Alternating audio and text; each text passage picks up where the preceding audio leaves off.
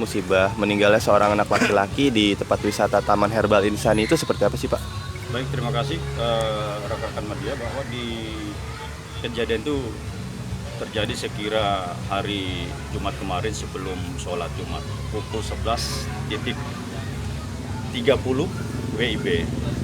Nah, di situ korban MI ya datang ke kolam bersama keluarga, dalam hal ini saksi satu, ibunda dari korban. Ya. Namun di jam 11.30 WIB itulah korban tenggelam di kolam Taman Herbal itu. Lanjut ada warga yang melaporkan, menginformasikan kepada kami Polsek Bojongsari. Kami piket reskrim dan tim olah TKP kami langsung ke lapangan. Langsung saya perintahkan kemarin ke tim untuk lakukan polis lain karena korban sudah meninggal dunia. Sampai kami dari Polsek ke rumah korban mendampingi proses pemakaman. Tindak lanjutnya dari kepolisian seperti apa? Tetap kita akan lanjut. Ini sudah tahap penyidikan, sudah 8 orang lifeguardnya kita periksa. Dan alangkah terkejutnya kita bahwa lifeguardnya tidak punya kompetensi. Mereka tidak punya kompetensi sebagai lifeguard. Ya. Bukti otentik, sertifikasi, segala macam yang menyatakan mereka sudah melaksanakan pelatihan sebagai lifeguard itu tidak ada.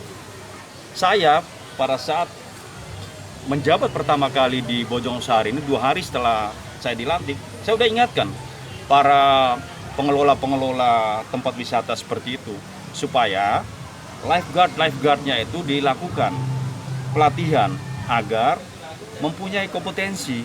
Apabila terjadi hal semacam ini, mereka sudah di backup dengan uji kompetensi yang menyatakan bahwa mereka layak untuk bekerja di tempat pariwisata yang berhubungan dengan dunia air.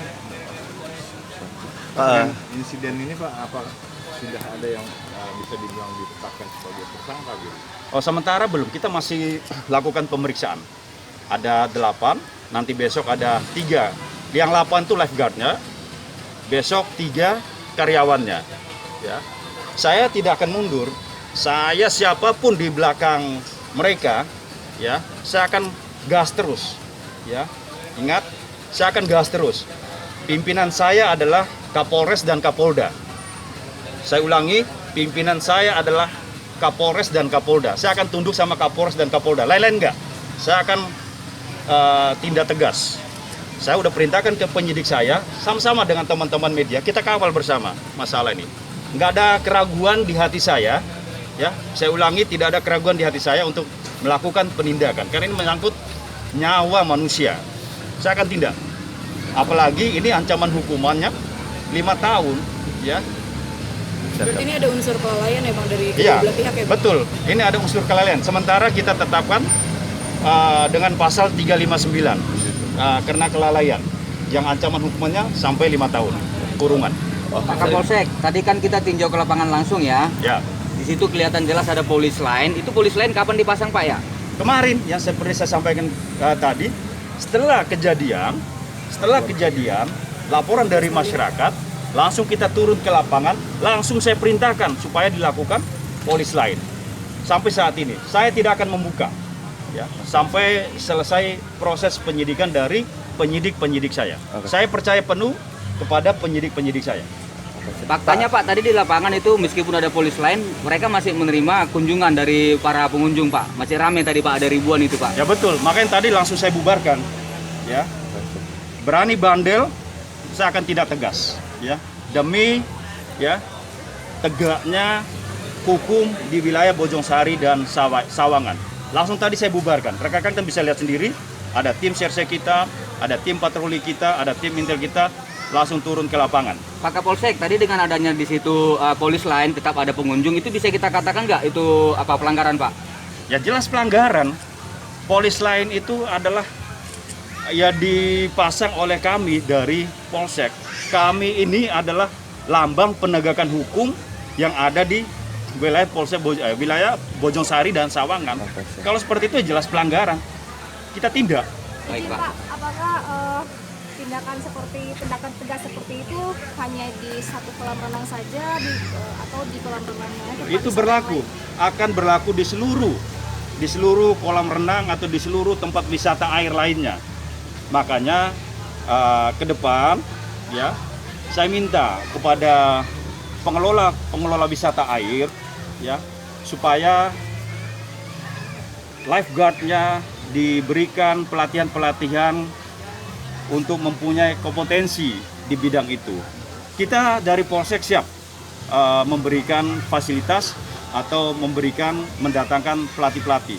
Kita ada di Brimob Metro Jaya itu sudah ada sekolah selam dan mereka punya kewenangan untuk mengeluarkan izin untuk lifeguard.